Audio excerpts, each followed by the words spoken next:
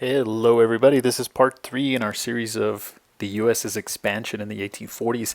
This is part three called the Gold Rush or the Rush for Gold in California. Let's get started. Let's learn some history. Here we go. The first thing that I'm going to talk to you about here is the discovery of gold. The discovery of gold in California in 1848, right? So, this is a pretty massive, big deal for the United States, especially because, as you know in the previous videos, the United States really wanted California, so it feels like the United States is sort of getting a good bang for their buck here. Remember, gold is discovered here at Sutter's Mill in what is now Northern California, Sutter's Mill. And you can imagine that as soon as people hear about this, hundreds of thousands of them come directly to the state. Some come from the eastern United States, some migrated from other nations. There's people from China here, there's people from Australia, there's Mexicans, there's a bunch of people here from Ireland, Italy. There's a ton of people coming to this place. And by 1850, one historian, Eric Foner, calls San Francisco here, San Francisco is right there on the map, calls this city the world's most racially and ethnically diverse city, meaning that there's people from all over the place here. And this is a good thing because it brings a lot of different people to this area in search of what is called the American Dream, as you might know.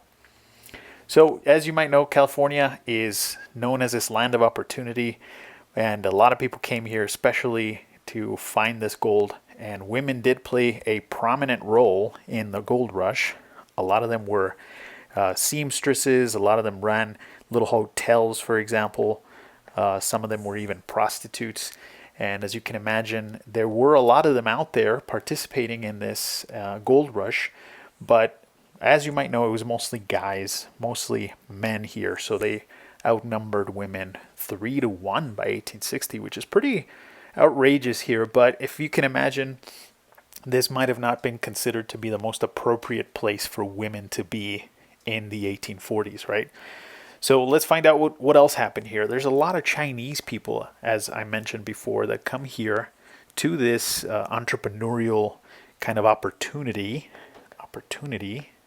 But you can imagine that as more and more white Americans are starting to find themselves competing against these Chinese people, a lot of white Americans feel threatened. And there's a big anti-Chinese sentiment kind of coming about during this time.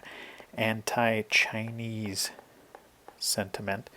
And this sentiment is kind of taking over California. A lot of Californians, even people up high in government, like the governor of California, his name was John Bigler. Bigler.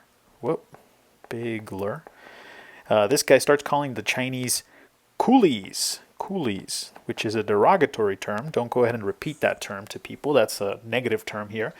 But for the sake of this explanation, you should know that a coolie was his way of insulting Chinese people, of saying that they undercut Americans in their work, that they're willing to take wages that most Americans aren't willing to accept.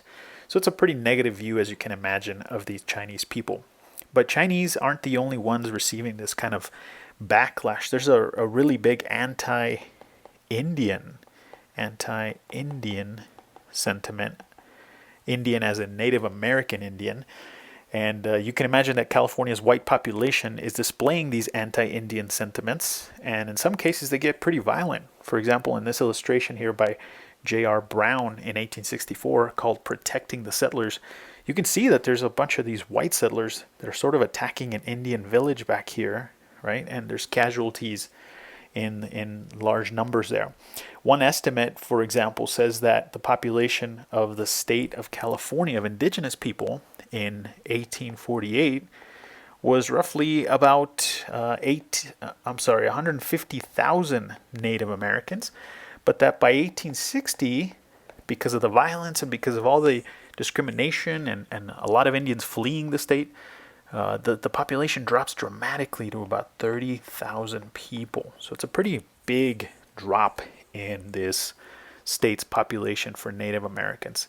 And so you can imagine that the gold rush brought this opportunity, this kind of entrepreneurial opportunity, but it did have some pretty negative effects for the native population and most of the migrant population. But again, as this is a series about the expansion of the United States, the California Gold Rush expanded the population of California, which California becomes a state of the United States after the U.S. war with Mexico, as you might remember. So I hope this was helpful.